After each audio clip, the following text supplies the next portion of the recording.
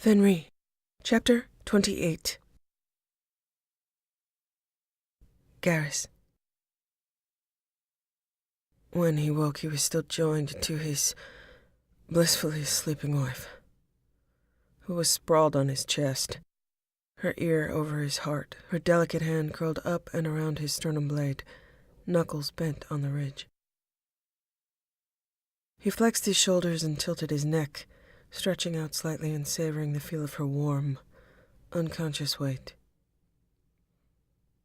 He still had a bit of alcohol in his system. Reverie was coursing through him, and he was happy. He was peaceful, which was a word that almost never described him.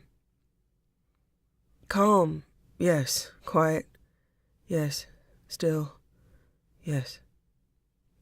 Peaceful, hardly ever. He relaxed into the sense that his blessings were uncountable, infinite, and best enjoyed rather than enumerated. Each breath was precious in this state, time slipping by, measured in contentment. He stroked his fingers through her hair, and it was as though some counter had tipped over in him, shifting the scales from the side of needing to the side of having. To have enough of her, not just for now. Not to be hidden away for later in caches of fear against loss. He could hold this moment for the rest of his days and consider himself lucky. Faith. He finally truly had it, instead of faking it or appearing as though it were true. Perhaps a gift from the Leviathan to her, and then from her to him, this sense of peace in the deep waters rather than roiling depths where horrors hid, concealed by a glassy and facile surface. Perhaps having noir pass thoughts between them like rain, clouds meeting land, distance crossed. Perhaps it was seeing her entirely back to herself, after he'd done her job well for her, giving her back a ship with no problems to solve. Perhaps it was having his wife use his body for pleasure the way he used hers, the way she showed him she knew his intimate necessities of desire. She knew the way his thoughts and doubts evaporated under the heat of muscle to muscle, skin to skin lust. The combination of bonding reverie, and the way she set his body churning with need and hunger at the sight of her, the smell of her, the touch of her skin, the way the tilt of her lips, the fire in her eyes, the light in her fingertips slaked his thirst for her. He was overwhelmed by good fortune, in times when others were losing everything. Maybe this feeling just came from kicking her ass at murder paintball. He smiled. All the petty and deep pleasures piled up inside him, reaching some mark of a life well lived, a time well served, a love well expressed. He gently shifted until his arms were around her, closed his eyes and enjoyed the feel of her breathing, marking time that way as though he were watching the constellations arc across the night sky.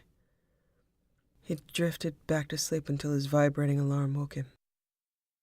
Then he murmured into her hair, "Good morning, merciless space harpy." She stirred and stretched.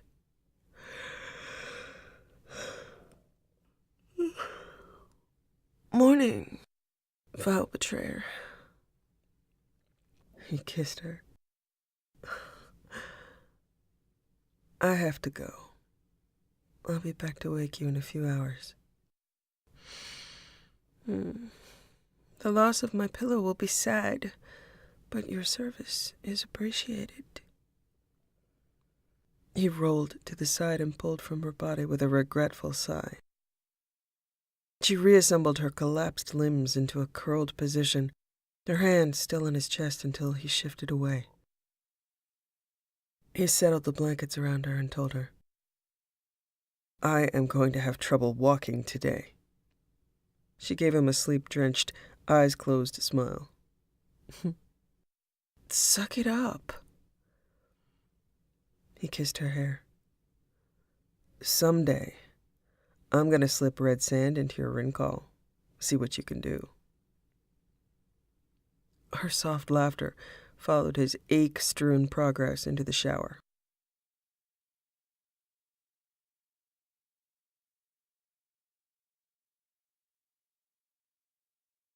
Timeline.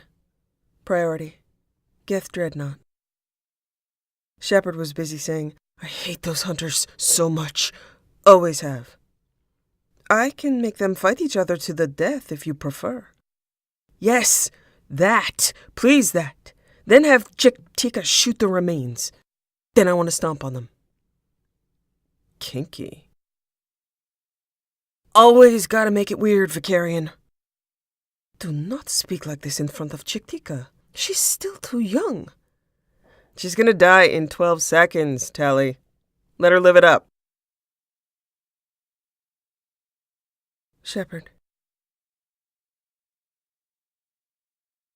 Legion was here. Of all her lethal ducklings, Legion was the most childlike in nature and one of the most imposing in presence. They'd pulled him from captivity, slung casually amid cables and servitude, reminiscent of David Archer, those two rivaling each other in talent and innocence. Legion was a unique child of history and circumstance, capable of speech, loyalty, and an odd fashion sense involving her gear. She was just a human, but he was a singularity.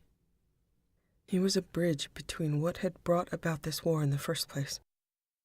Synthetics and organics, capable of navigation in each world, wanting the best for both sides. Trusted by neither, but needed by both. He was the embodiment of the courage and trials it took to seek unity. Garrus had been dismissive and concerned about Legion, but he was missing the angry undertones that he probably didn't even know he often put out under stress.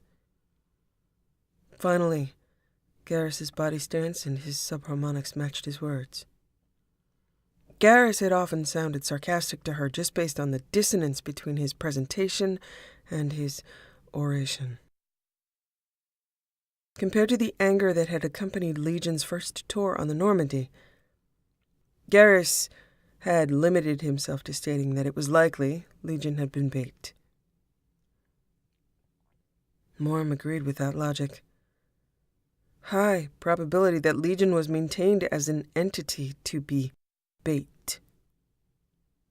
They were so accustomed to bait and traps, though, that there wasn't much accent on it as a problem, so much as a known issue.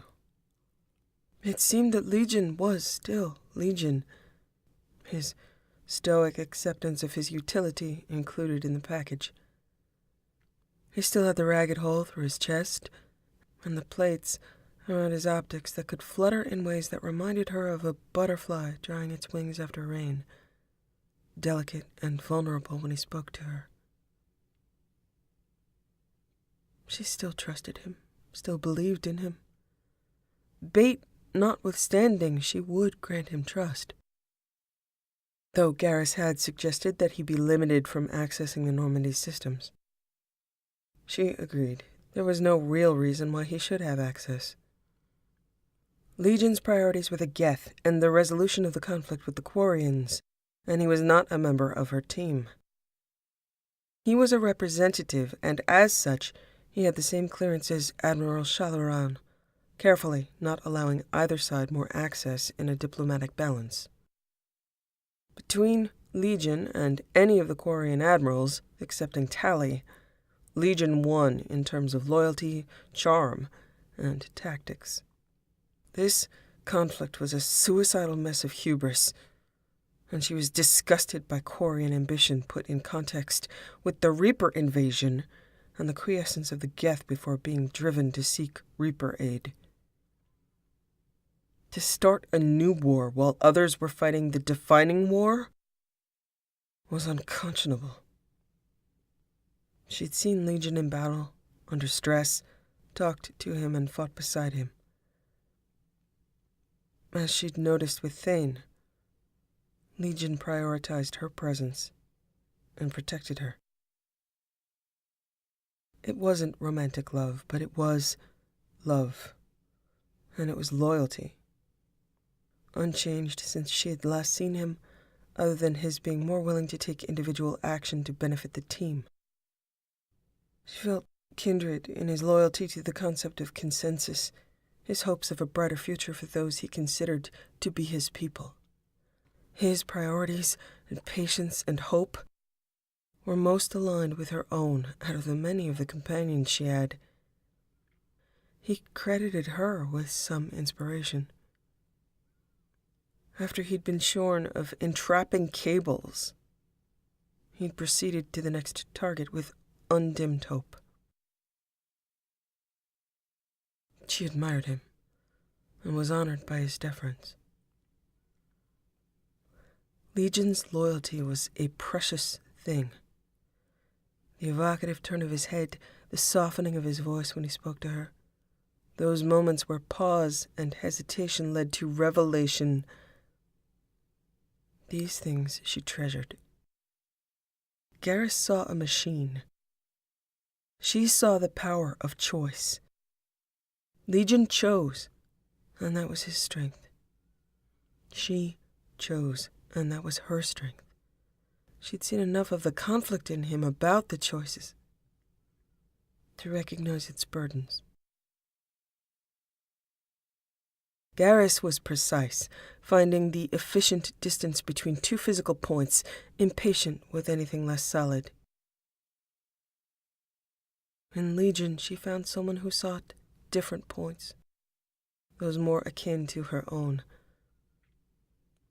Philosophical points, the uncharted spots on the map of the soul. Meeting Legion at the business end of his sniper rifle, when he could have picked her off instead of the husks, had sparked her imagination in ways that had only grown as she spent more time with him. He hoped as she hoped. His metaphor of consensus was real to him. He sought peace, understanding, and felt regret at the loss of those things. Garrus was dense. Legion was poetry. She felt the same sense of history with him that she had felt in the presence of the Rachni Queen. Not mine. Legion was not hers, but she had the luck and grace to have met and earned his loyalty and precision at her back once, and now by her side. Legion had joined with her once to suit his own needs, and had done so again. Legion was immune to her humor and cajoling, and he spent time in that space of awe he engendered and pulled her in with him, somewhere others couldn't go. That particular blend of innocence and intimacy drew her to him, convinced her. It was not less real because it was accompanied by doubt and subtlety. She would follow Legion. She knew it. She trusted the navigation of Legion's way, paths hard-picked through impossible terrain, navigated in terms of decades and unseen ultimate goals. Garrus would not understand, but he would allow her her poetry as he danced.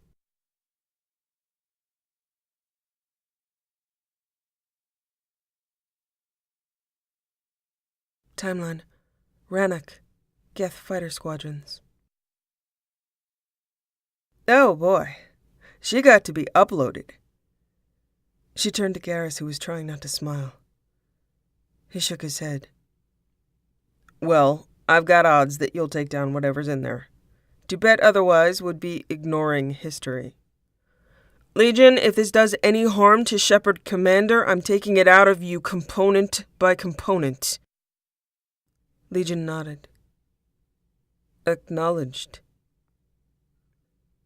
Earnestly, seriously, his body language looking offended at the idea of harm coming to her.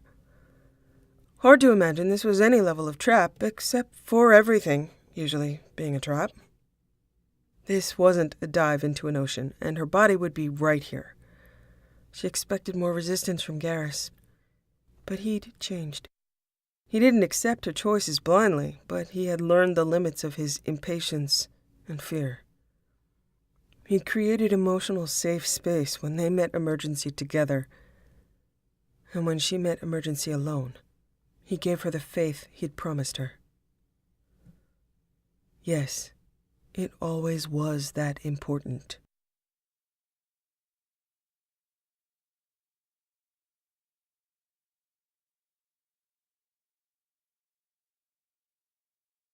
Shaken and tired, she tried to take in everything Legion had shown her, including the fact that Legion had been the unit wanting to know if he had a soul. The hole in his chest that existed for 300 years. He was a true AI, all of his hedging regarding secrecy and privacy finally slamming home to her. In places where they could be monitored, he'd withheld his own story, but he'd found a way to tell her without being overheard. He allowed history to speak for him. Had he wondered if she would believe him if he told her? Once she'd finished her debriefings, she sought out Garrus, who looked her over with his critical assessment before pulling her into an embrace, his chin on the top of her head. "Are you all right?" She nodded against his armor. Didn't even really have to kill anything. It was more like clearing debris. "I'm okay. Nothing shaken loose, just new information. Geth history." He squeezed her and then tilted her head up to look at him. "So I don't have to murder Legion?" She shook her head vehemently. "No, not allowed. In fact, I'd prioritize his life over mine, historically." His brow plates rose, and he laughed. But after looking at her face, he said, "You're serious?" She nodded emphatically. "I'm serious. I'll tell you about it later. It doesn't affect the mission. I'm going to go talk to Legion for a little while. That also won't affect the mission. I just have some questions." She walked to Legion and touched his forearm, then tipped her head and gestured that he follow her. She led him through the medbay and back into the AI core, the room he'd been assigned when he was part of her crew. She missed that relationship. But Legion was different now. It was a nostalgic location and one she hoped he'd understand. The door closed and silence enveloped them both. She sat down cross-legged by the back of the wall. "Tell me about the morning more."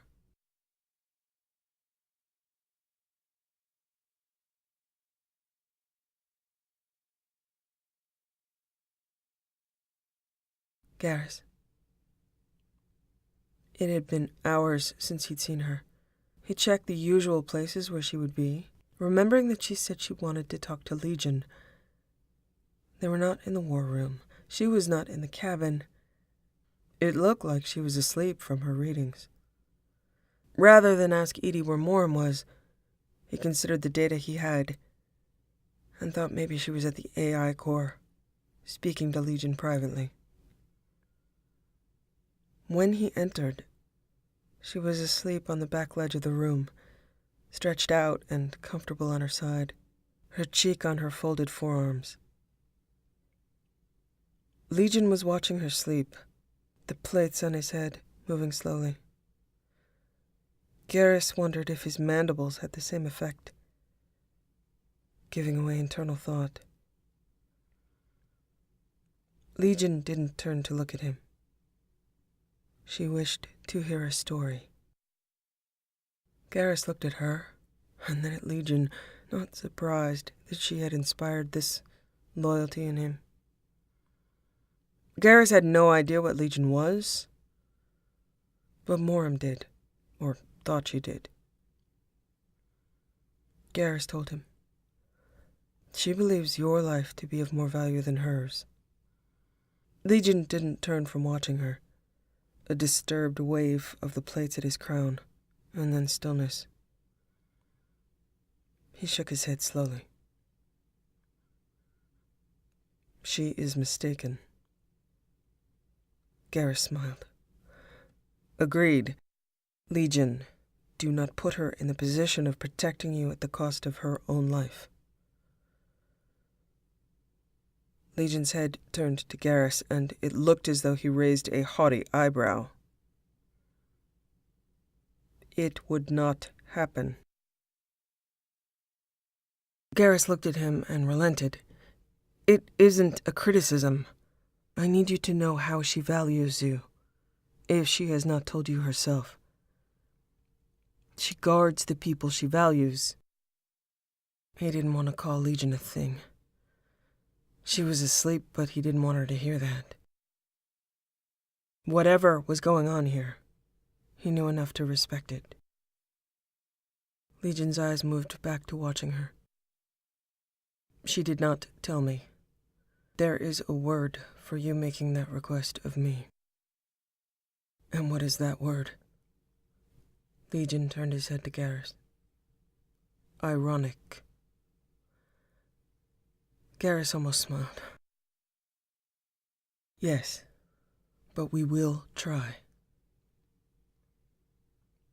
"We will try," Garrus said. "We are best suited to the task." Garrus lifted her and carried her out, Legion's attention following her on the way.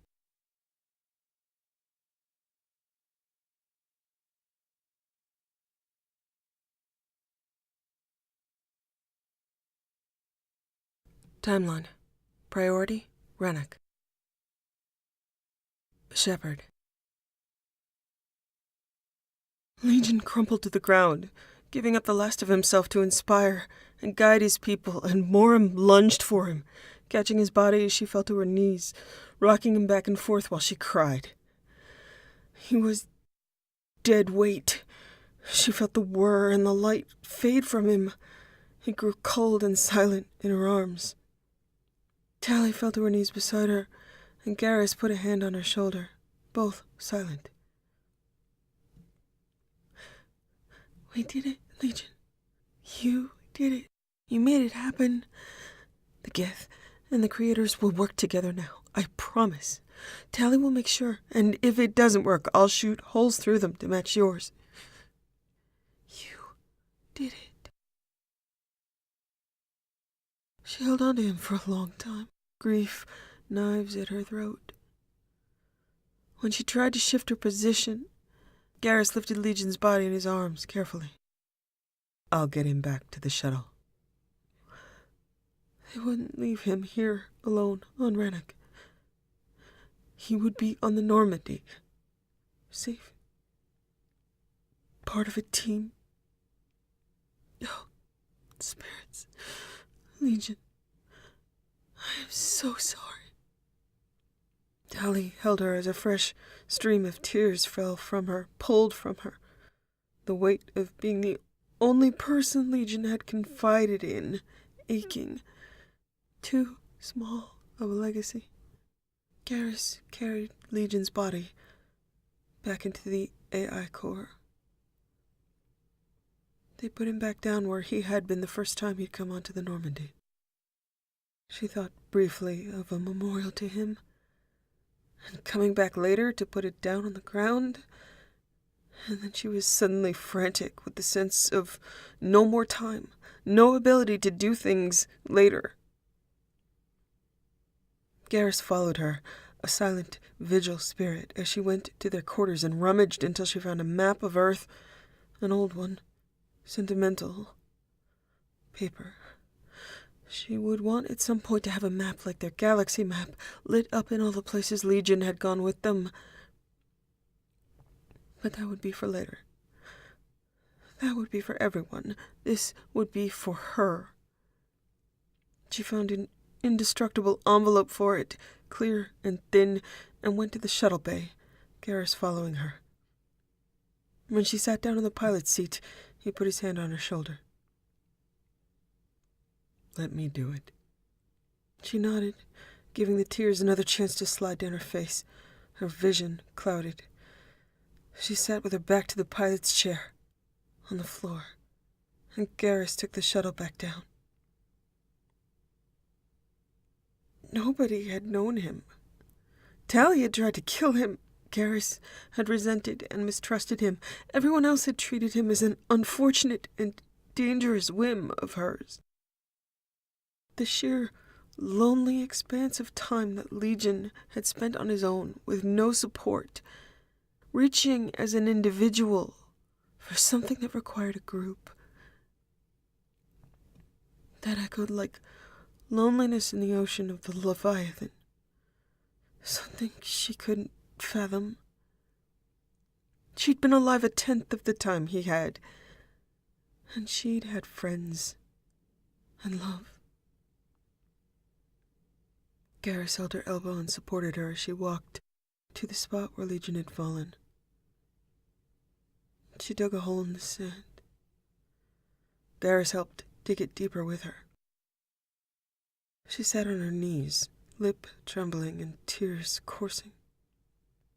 Direct personality dissemination required. She put the map into the ground and covered it with the sand. Legion, you saw where you needed to go. No matter how hard it was, no matter how impossible, you were the map for your people. Without you, there would be no people known as Geth. They would be hunted, hated, not loved or valued. You said that you must go to them, and that it was the only way, and I believe you. You had a soul, Legion. You had a soul, and you gave it away to all of them. And now they have souls. I remember. You will live on within the hearts of your people. There is a meeting place for human souls. But I'll never see you in heaven. I will remember. You were here long before I was, and you will be here long after I am gone, but I will remember. Thank you for allowing me to look at the map you followed that nobody else could see. I miss you. I will miss you all that time. She sat back on her heels, and Garrus came behind her, his hands on her shoulders, supportive. She leaned back against his legs, and he reached down to lift her in his arms, making sure she could see. She looked at him and stroked a palm down the side of his face. I'm so sorry about Ava, Garrus. I didn't do anything for her, and here I am now. Garrus nuzzled her hand. Venri, don't feel more grief. We will mourn her. There hasn't been time. What if there isn't any time? I should have... He leaned his forehead to hers, and she calmed from the gesture, then closed her eyes tight, struggling with despair. Shh, Venri, please. Love, don't. We weren't perfect. We didn't save everyone. We can't stop having losses, feeling losses. But don't feel what the lost would not want you to feel. Ava extended to you her hopes, her love, wanted us to be happy. I've tried to honor that, care for you. Legion was not like Ava. He did not belong to many people as she did, those who would and will grieve for her each day. Legion was alone. I would have let him die when we met him. I fought with you when you brought him on board. I still don't understand. But you do. He wanted you to understand. Moram, we are in the shadow of a dead Reaper, one you brought down. Legion is still out there. You just won't be able to speak to him. I know you want to speak to him. I don't grieve as you do. I don't cry. I didn't know him. But I know there is peace now because of him. I know as everyone else rejoices on a job well done, Rannoch being reclaimed, you want to know who will mourn him, who will honor his sacrifice. You will, and you can, and I will be here with you while you do it. We will mourn for Ava. We will make time. Having him here lightened the despair, but she said in confession, I feel bad being comforted when people are suffering. I know, Venri, and you have the right to sorrow. I can't make it right, but I can be here for you, reminding you that you do what you can do. We are here, and you can cry as long as you need, and I will be here to take you back. We have each other, and he had you. I am so sorry I didn't understand, and I likely never will, but I can honor his sacrifices and your grief. If you tell me now about him, and I'll tell you of Ava. We'll share what we loved of them and keep them in our hearts. They sat down on the sand and told stories. When they were finished, they stood, casting a long glance at the toppled Reaper, and Garrus piloted them back to the Normandy. She felt she could walk, though she knew he would like to carry her. He'd been carrying her metaphorically so often she wanted to take a few steps on her own, to show she could. He went with her to the cabin, and then promised to go get food. Food. That thing she'd happily forget about right now. That thing she should care about, and that he got for her more often than not, as well as carrying her. How had she managed without him? Suicidal and crazy, that's how you managed, with a thin veneer of sane over the top to make it all seem legit. She'd been able to privately experience her most childish moments, refusing food, refusing rest, calling it a strength when it was mostly the stubborn refusal to allow life to dictate its terms to her. She treated the requirements of life like blackmail. She felt like doing it right now, knocking over plates and kicking things and arguing about what she had to do. If it were anybody but him asking. Grief transmuted to anger because it was easier to experience. Resistance was inherently easier than acceptance to her. She had accepted a lot in her time, and right now she felt just about full up with patience, and everywhere that led her. When he returned with food, she was pacing and chewing on her thumb. His brow plate raised, and he put the food down, watching her for a moment. He started to eat, ignoring her. He let her wear a groove into the floor for a while until he said, "I can throw food at you if you want. See if you can catch it in your mouth." Her lips twitched, but she kept pacing until something pattered off her back, and there was a pea on the floor. He had another one lined up in his spoon. "I don't know how accurate I am at this distance, but cover your eyes to protect them." "Stop it! I'm grieving here." He flicked it at her, and it landed on her cheek. He lined up another one. "Stand right there. I need to get this right. It's a matter of marksmanship honor." "I don't feel like eating, and if you attempt bragging rights..." Another pea hit closer to her mouth, and she glared at him as he lined up another one, looking at her blandly. "Fuck. I want to hit you." He shrugged. "Go ahead. Then I can want to hold you down and feed you." She stomped over and sat next to him. "Shit. Fine. I can't do anything in protest that you wouldn't ultimately enjoy me doing." He gave her the spoon and pushed the plate toward her. "I'll admit it. It doesn't suck to be me.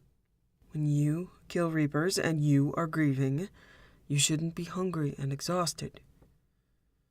As much as I know you love it there." She ate mechanically. "I hate Quarians. Not Tally, not Cal, but I hate Quarians." Garrus nodded, agreeing. "I want to blow up their ships. I swear I do. I want to go to the bridge and tell Jeff to open fire." He shrugged. "We have a Thanix for a reason." "And I should be thanking you for that. The Thanix, me being alive, going down to Rannoch with me, always being there." He looked at her with warmth. "You're welcome." She considered taking another bite. "I still kind of want to hit you, though." He leaned back. "Yeah, that happens. You get mad, I'm the only thing around, you want to hit something. It's not like you couldn't, or you haven't. I have met my wife, by the way. She can get rowdy." She scraped up the last of the food on her plate. "Why haven't I hit you?" "Because I'd really like it." "Right. That. I'm sorry that I'm childish." "It's not childish. It's grieving. I've seen it. You grieve. You get angry. You kick ass. Repeat. We got drunk for Ashley. I'm not averse to getting drunk and reading poetry. Legion wasn't into poetry, though, I don't think." "Legion was poetry." His poetry would be in binary, and reciting it would not have exactly the emotional impact you might want to have. "I don't know. 0010 has always been a favorite of mine." "Okay. Well, we lost a comrade today. That's unfortunately not new. We've been doing that daily. He hits harder because he's special. We know how to do this. You almost died today, almost vaporized by a Reaper as I watched. Not my favorite experience, by the way. On the other hand, dead Reaper, not killing all of us." "Exactly, not killing all of us, so we look on the bright side." "The bright side being that my husband can hit me with a pea at 10 feet? It's a burgeoning skill. Gonna have to ask you to hold still for longer periods of time so I can build up confidence Yes, that is impressive, but I was thinking more that you're alive. Really alive. Was in doubt there for a while. Yeah, but I do that every day. There's nothing special. Not like aim. But you're not alive every day. In fact, since I've known you, it's been pretty even on the being alive, being dead spectrum. If Legion walked into this room right now, what would you do? Yell at him? Probably hit him.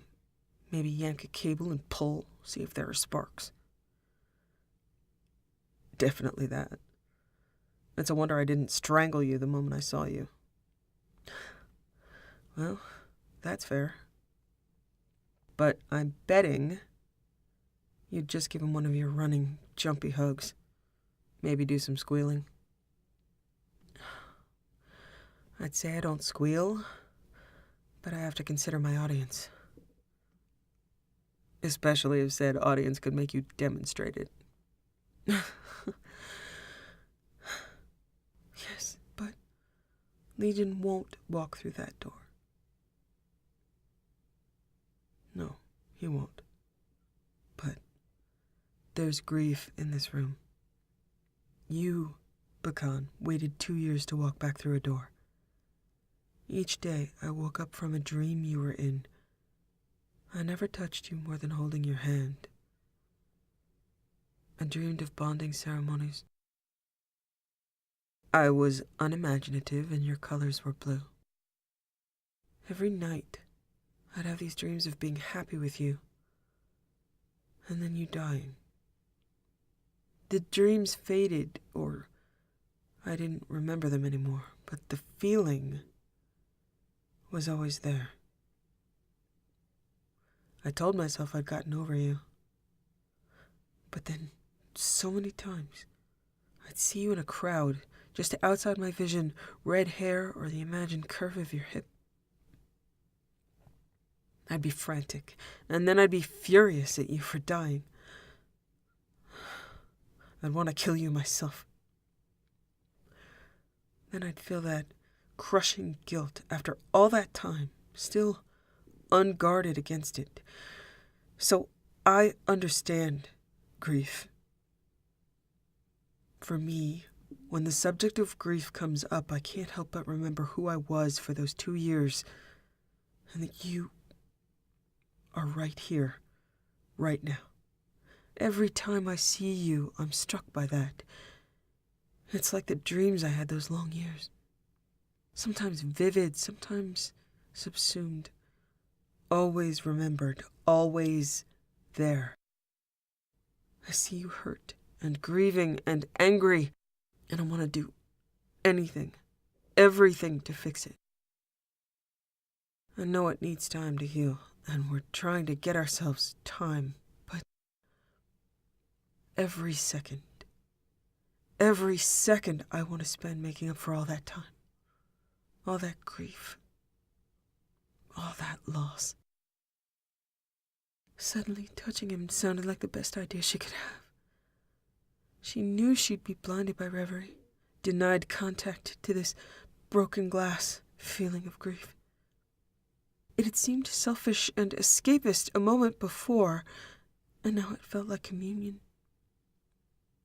She looked at him, thought of grief, and moved closer to him.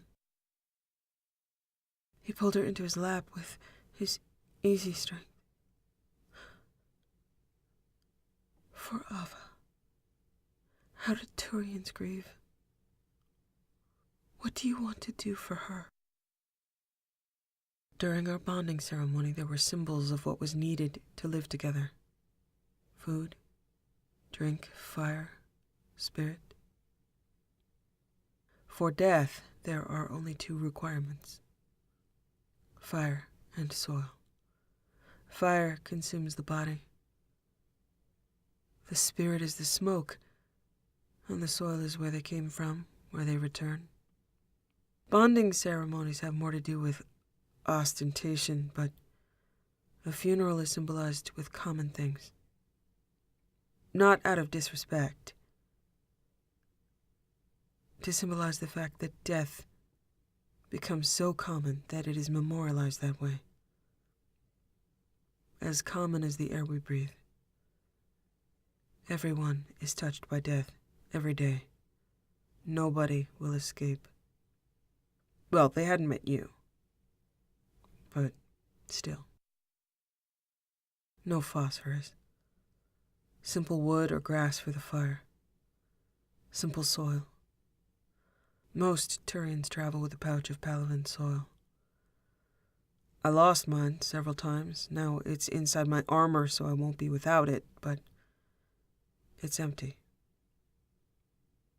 I lost so many people on Palavan, on Monet, and I haven't refilled it.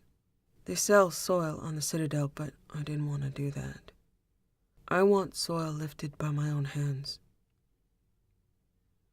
So we light a fire from humble sources and sprinkle soil into the flames. I want to build that fire on Palavan. Dad and Solana would have done that for her. They're with Turians. There would be supplies.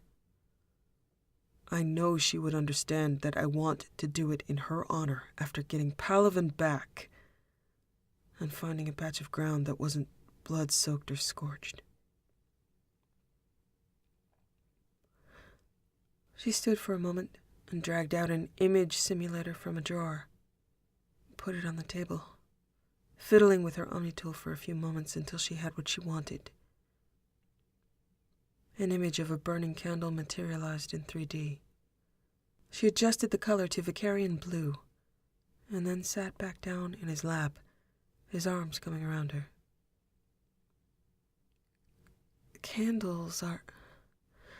They're as common a source of fire as you'll find on Earth. And although I can't have an open flame, I can have this. To remember her. When you go to Palavan, I want to be there with you. Her hands laced through his, and they sat, watching the flame.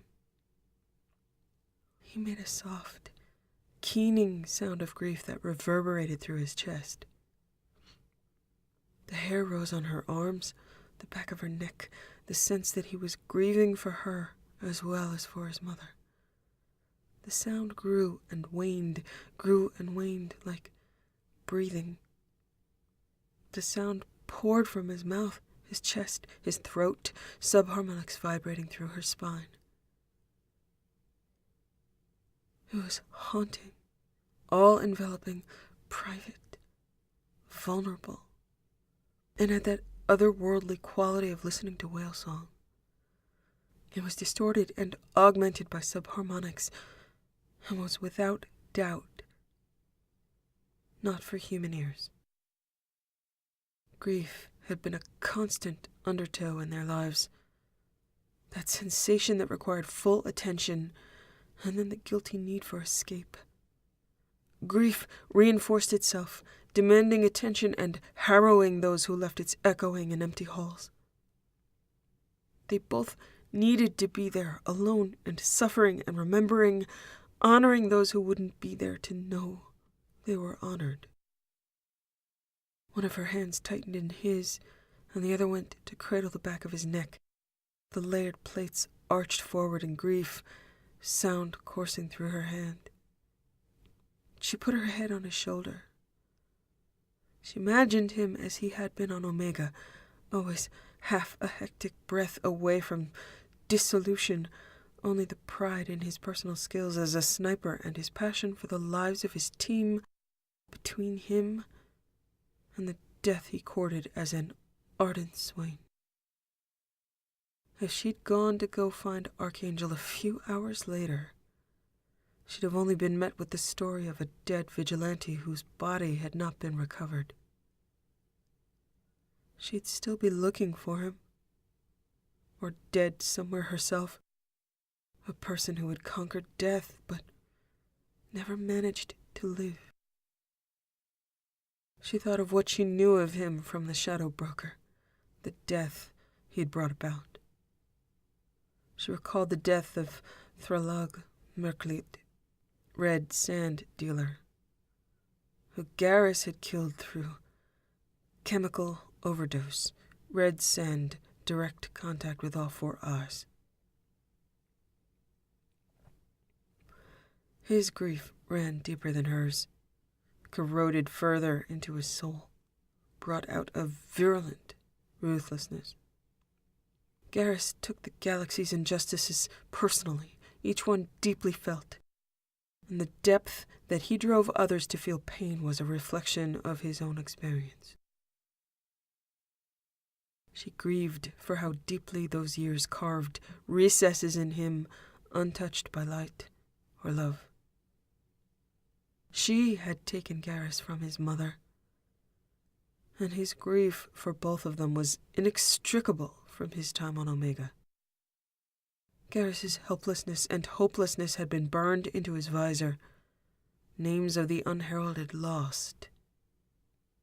Her name had been burned into his body and mind, where others couldn't see. How often had this sound echoed in his heart and his dreams? How much time had he spent alone with it? The sounds of his grieving continued, and with a shift of her fingers on the back of his neck, he turned his crest to press to her forehead. His eyes were closed, and she let hers drift closed as well, sound moving through his crest directly to her skull.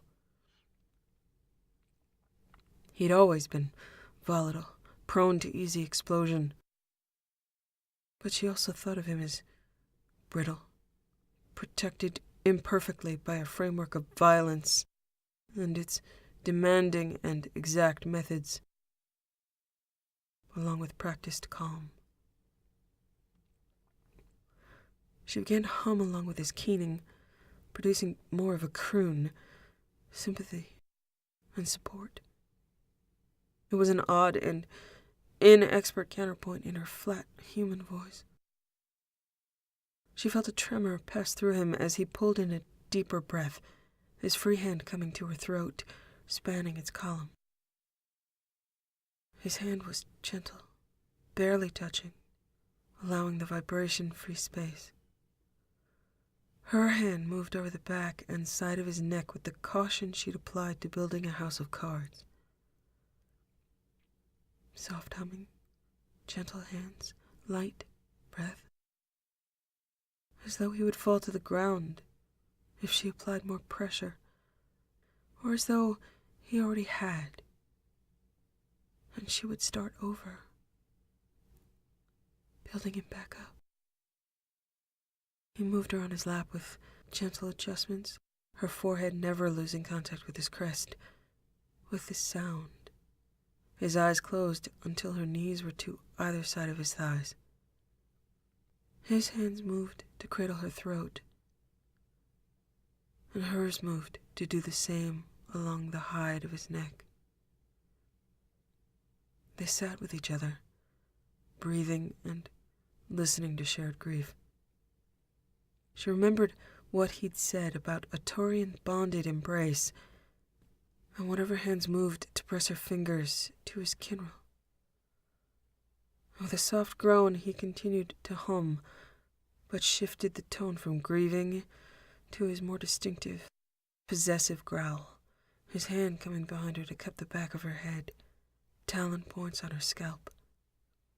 She altered her hum to follow his, and his hand flexed on her throat in approval. He dropped his hand and opened his eyes. With two sharp rents and two swift tears up in controlled violence, their clothing was torn, and he lifted her, watching her in a way he couldn't if he were kissing her. With crest to forehead, hand on her hip, he guided her knees up and then pressed her down onto him, that growl intensifying in his eyes at that angle, making his face predatory, possessive, and as alien and unreachable as his keening had been. Red sand to all four eyes. That image didn't diminish with reverie, but swirled around in echoes. He was frightening and brittle in his unprotected places, his eyes reflecting deep currents. Her fingertips stayed gentle on him, this perpetually wounded man who refused to limp, who would methodically deprive others of the use of their knees. With a slow blink, he pulled her head back with his palm and bit at her throat, deep and fast. Reverie was not in full bloom enough for her to escape the sharp pull of pain. The gasp and cry she made caused him to bite deeper and drag his teeth until she was still, blood cresting her collarbone, and his growl felt in the skin and bones of her neck. Reverie seemed to magnify fear for him, fear of him, and it coiled around her spine.